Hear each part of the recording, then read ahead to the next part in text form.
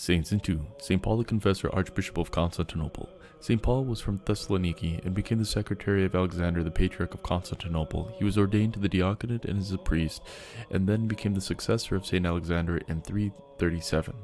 When Patriarch Alexander was on his deathbed, he said, "If you desire a shepherd who will teach you and who will shine with virtue, choose Paul." The people chose Paul. St. Paul was known for his virtue, his eloquence in teaching, and his zeal for orthodoxy. He became Archbishop of Constantinople at a difficult time when a number of clergy and people in the church followed the heretic Arius. The Emperor Constantius, who was an Arian, banished him from the capital and chose the heretic Eusebius to replace him, and Archbishop Paul withdrew to Rome, where the other Orthodox bishops were also banished. Eusebius did not rule the Church of Constantinople for long. When he died, St. Paul returned to Constantinople and was greeted by his flock with love. But Constantius exiled the saint a second time, and so he returned to Rome. The Western Emperor Constans wrote a harsh letter to his Eastern co-ruler, which he sent to Constantinople along with the holy exiled archpastor.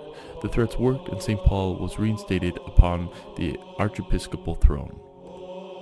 But soon the pious Emperor Constans was deceitfully murdered during a palace coup. They again banished St. Paul from Constantinople and sent him this time in exile to Armenia.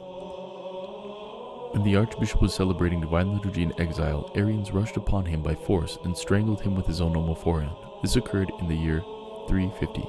In 381, the Holy Emperor Theodosius the Great solemnly transferred the relics of St. Paul the Confessor to Constantinople, and then in 1326 the relics of St. Paul were transferred to Venice. St. Paul's Traparin reads, "For confessing the divine faith among her priests, the Church has shown thee to be another Paul. Abel cries out to the Lord together with thee, as does the righteous blood of Zachariah. Venerable Father, entreat Christ God to grant us great mercy."